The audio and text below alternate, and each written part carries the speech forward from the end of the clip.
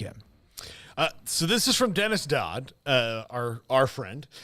Derek Dooley, former Tennessee coach, former Louisiana Tech coach, former Cowboys wide receivers coach, as a matter of fact, is pitching a group of 5 playoff that would be financially backed by private equity, according to sources at CBS Sports.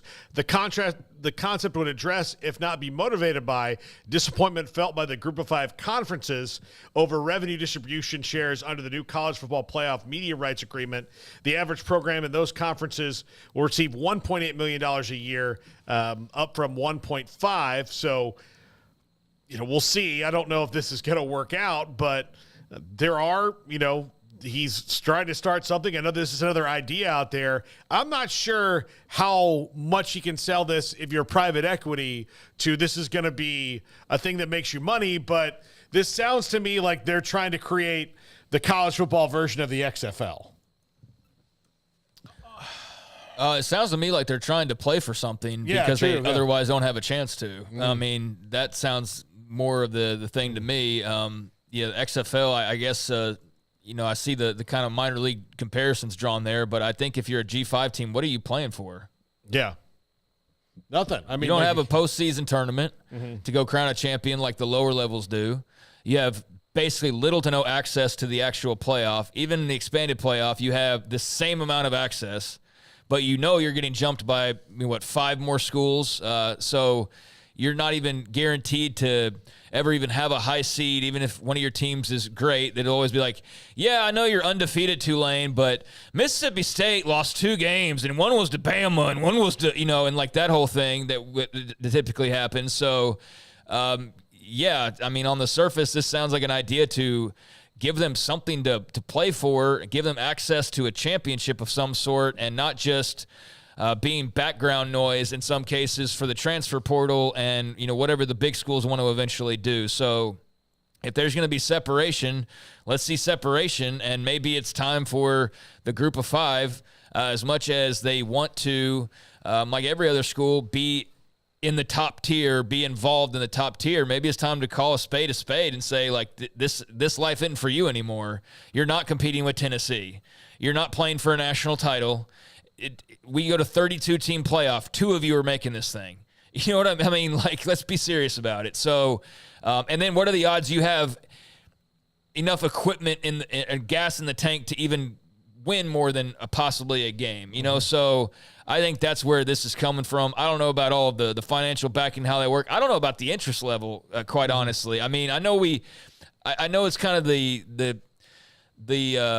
college football diehard thing to do is when the FCS playoffs roll around, all of a sudden we're talking about South Dakota State, and there are some very interesting things there. I don't know what they do as far as ratings go. I don't know, like, first-round games, how interested people are in those, and I don't know how much of a difference there might be or an audience there might be for a group of 5 playoff. I think there'd be some audience for it, but same way there's MACtion fans, and there's, obviously American fans, and the various conferences out there have their own fan bases, but could that turn into an actual event all by itself? I don't know, but I think it's worth kicking the tires on some different ideas right now because what choice do you have?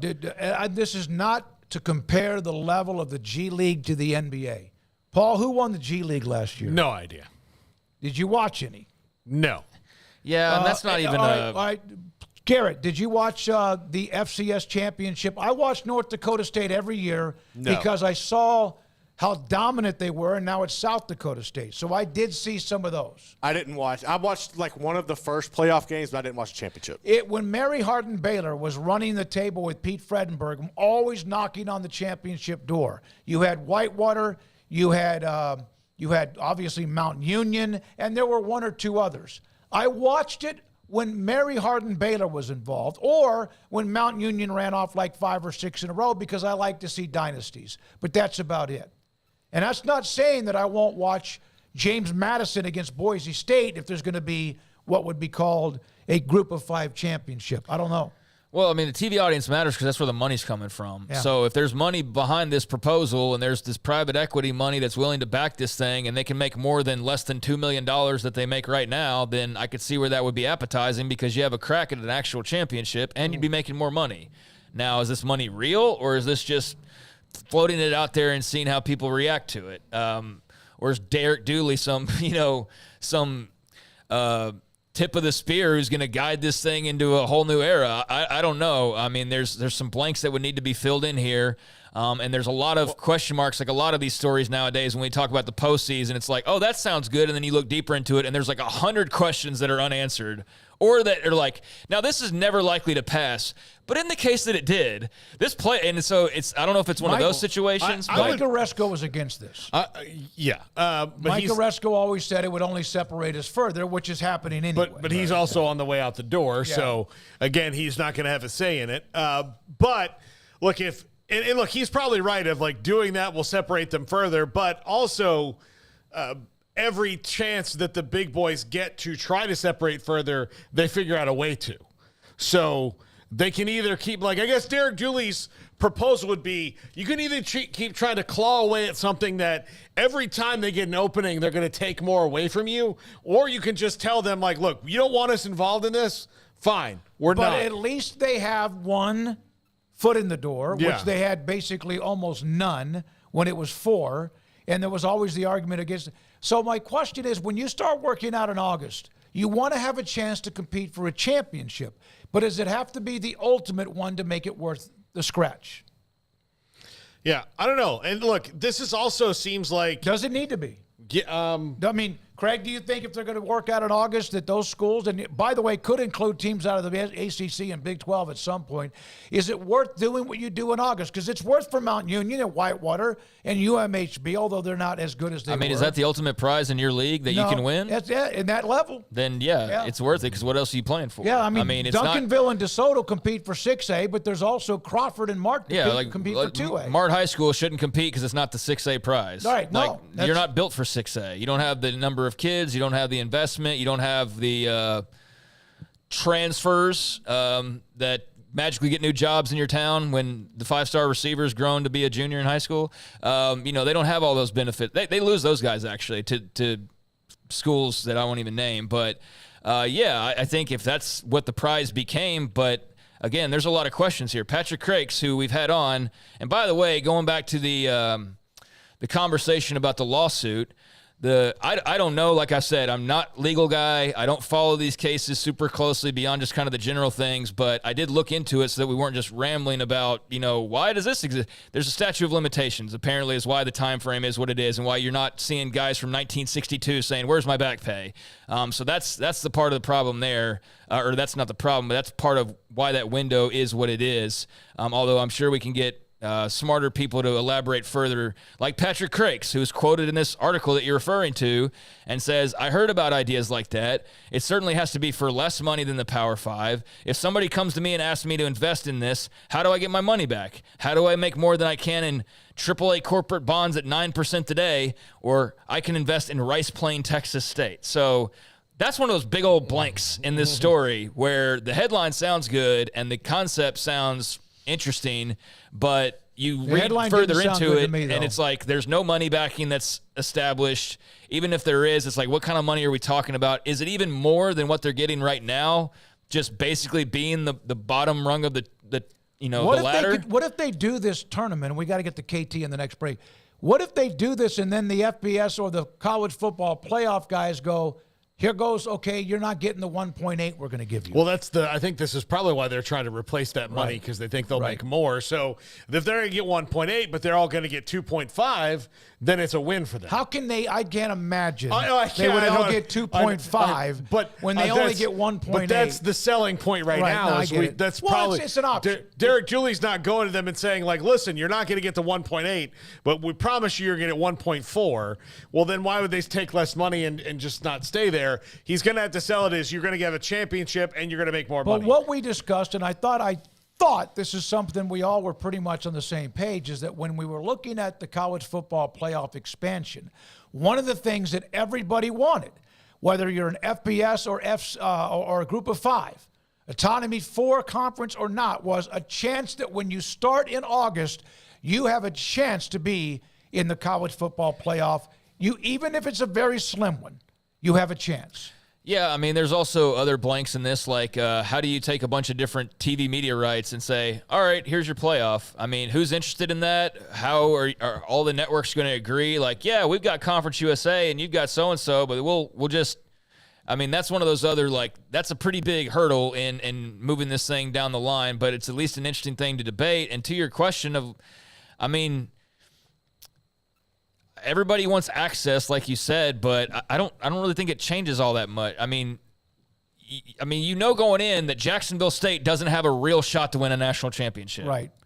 You play like it, you work like it, but is it realistic? No. So is it all that different to begin with? No, not really. But if the difference in you doing what's best for your school is just simply this faint idea that you have a chance, then yeah, I guess teams would prefer to have that. But UTSA is not paying Jeff Traylor that kind of money and also building new things because they want to play in what is an alternate championship tournament. If it's the only thing they can win a championship in, though, they might. I mean, yes. Not what they're doing, not with the money they're spending now.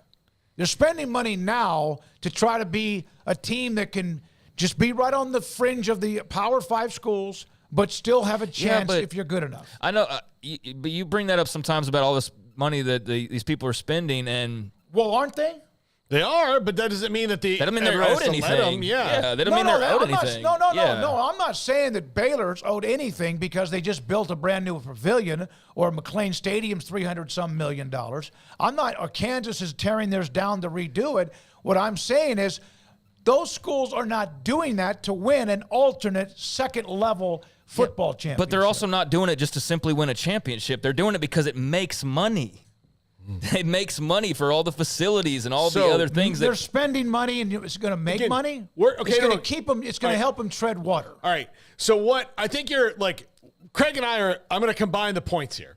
So what I said was the only way that Derek Dooley sells this at all is you get to win a championship that they're not going to let you win at the other level, and we're going to make you more money. So that's the only way that, to what you are saying, if they're spending all this money to be competitive, that's the only way it's going to be attractive to them, because then that money's going to come back. But right now, they're essentially throwing money into the void. So, because they're not going to win a championship. They're not going to. Kansas is spending money to renovate the stadium because they're a Power 5 school or Power 4 school. We were talking about Kansas. We're about UTSA. Okay. Well, no, I brought up Kansas a minute ago, too. But Kansas is in this. Kansas is not part of the group of 5. Kansas is part of the Power 4. So the group of 5, Kansas is not germane to the argument. UTSA is. So if you tell UTSA that you can win a championship that the powers that be don't ever want you to have, and if that won't let you, that will find every way that they can not to let you have it. And you're going to make, because the only way Derek Dooley sells this is they're going to make equal or more money, and you actually get to hoist the trophy. Then that's where this can be an actual starter, not a non-starter. But if any one of those details is not met, then it's a non-starter.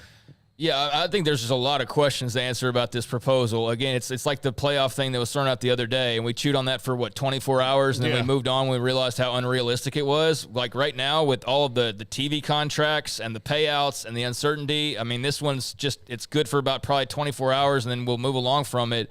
I understand what you're saying about competing for a championship, but, that's a choice that you make. So just because you spend money doesn't mean you're entitled to anything. And I get what you're saying. Well, UTA is not spending this money to not get a crack at a national championship. Well, maybe UTSA is just not going to spend that money anymore then. Well, that's what I was getting right. at. And who cares? I mean, UTSA fans will care, and there will be conference fans that care, and there will be exterior fans who just love watching Jeff Traylor that will care.